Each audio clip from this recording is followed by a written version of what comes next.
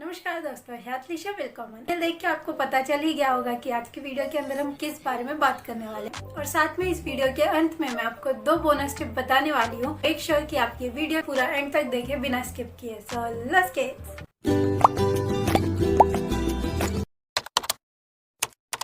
पहला क्वेश्चन आता है कि क्या जर्मन लैंग्वेज सीखना मुश्किल है?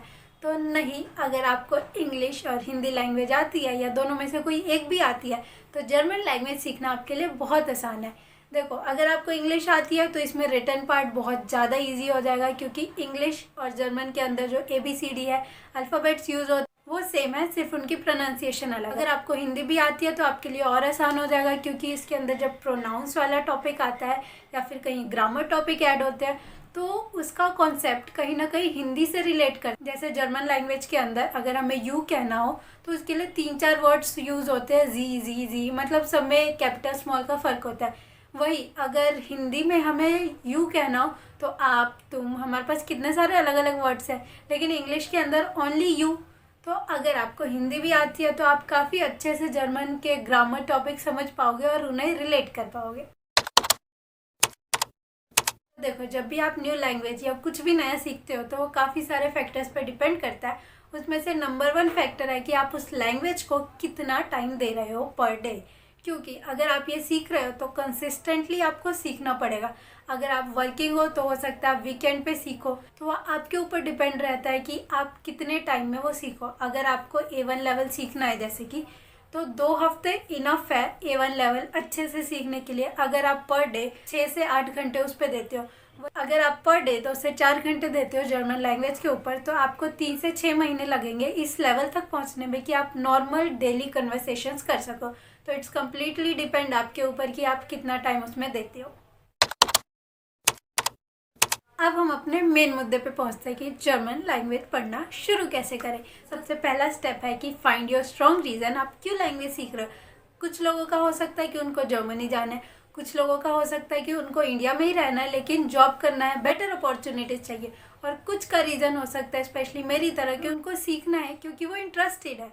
क्योंकि अगर आपका वाई स्ट्रॉन्ग नहीं हुआ तो जब आप जर्मन लैंग्वेज के अंदर ग्रामर टॉपिक्स पे होंगे तो आप गिव अप करेंगे, इसके बहुत ज़्यादा चांसेस है। एंड दैट्स वेयर आपका वाई आपको हेल्प करेगा to keep going. Second point है कि आपको फंडामेंटल्स पे अच्छे से ध्यान देना है। बेसिक वर्ड्स, जैसे अगर जेंडर है किसी वर्ड का तो उनके जेंडर्स अच्छे से याद करना, और उसके अंदर कितने टाइप ऑफ ग्रामर टेंसेज होते हैं। जैसे हमारी इंग्लिश लैंग्वेज के अंदर 12 ग्रामर टेंसेज होते हैं, लेकिन हमारी जर्मन लैंग्वेज के अंदर सिर्फ 6 टेंसेज होते हैं। तो ये बेसिक चीज़ों का ध्यान रखें। थर्ड पॉइंट है कि आप अपने इस जर्मन लैंग्वेज जर्नी को इंटरेस्टिंग बनाएं। कैसे?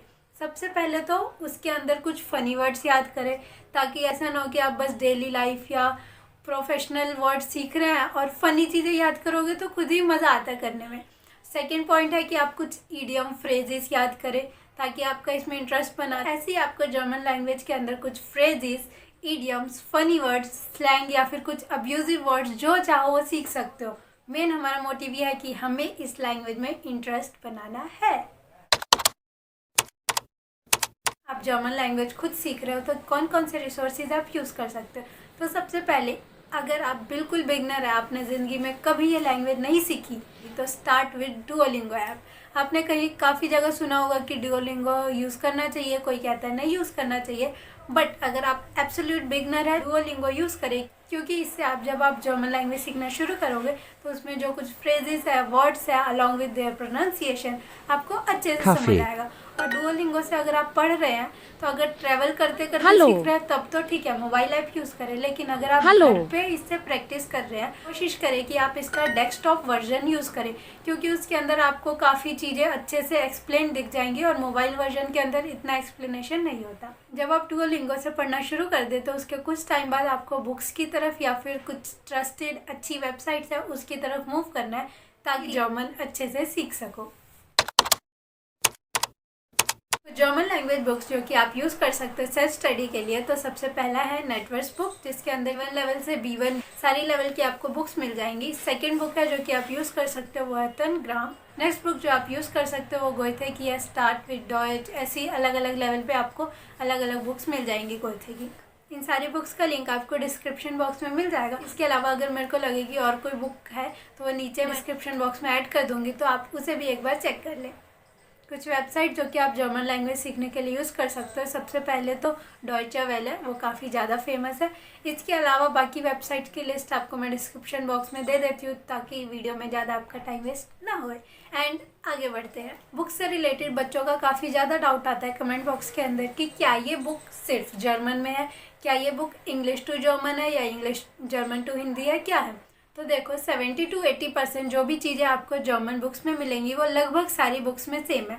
और अगर अब हम Hindi to English, English to German या फिर सिर्फ जर्मन की बात करें तो आपको वो बुक्स लेनी चाहिए जिसमें सिर्फ जर्मन लैंग्वेज हो। बहुत ही कम बुक्स आपको मिलेंगी जो कि जर्मन टू हिंदी या इंग्लिश टू जर्मन हो, और उनको ले भी लो तो इतना ज़्यादा इफेक्टिव नहीं रहेगा, क्योंकि अगर आपको ऑलरेडी ट्रांसलेशन दिख जाएगी तो आप वर्ड्स को पढ़ के खुद उनका नेट से मीनिंग ढूंढने का कष्ट करोगे ही नहीं। जर्मन लैंग्वेज के अंदर खुद को अच्छे से इन्वॉल्व नहीं कर पाओगे।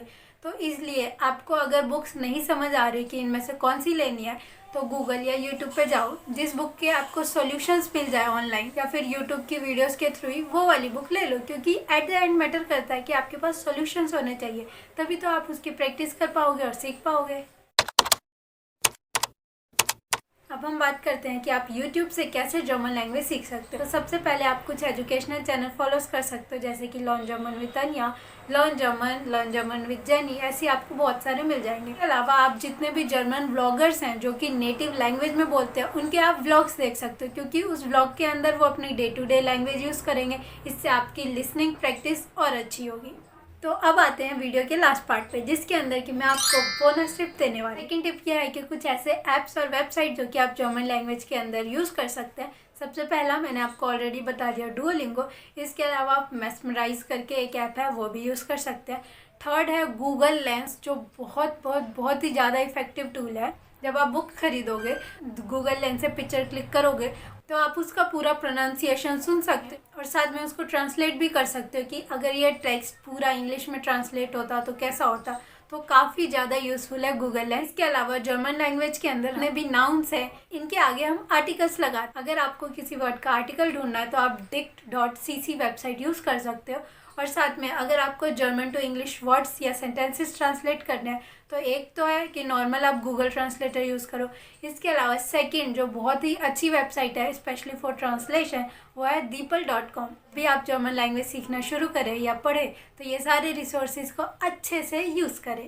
तो सबसे पहला बोनस टिप यह है कि अगर आप जर्मन लैंग्वेज के कोर्स अफोर्ड कर सकते हो तो भारत इन जर्मनी ने एक कोर्स निकाला है जिसके अंदर कि आपको जर्मन A1 A2 लेवल्स के धीरे धीरे कोर्स आएंगे। तो ये सारे आपको एकदम अफोर्डेबल रेट्स पे सिखाया जाता है। तो इसका लिंक मैं आपको डिस्क्रिप्शन बॉक्स में दे दूंगी, आप अगर इंटरेस्टेड है तो चेक कर सकते हैं। साथ में अगर आप जर्मन सीख के जर्मन A1 लेवल एग्जाम की तैयारी करने की सोच रहे हैं तो ये वीडियो यहाँ पे आपको दिख जाएगा, इसे ज़रूर चेक करें। और उसके अलावा आप चाहें तो ये सारी वीडियोज़ भी ट्राई कर सकते हैं। तो मिलते हैं नेक्स्ट वीडियो पे। Till then stay tuned, cheers.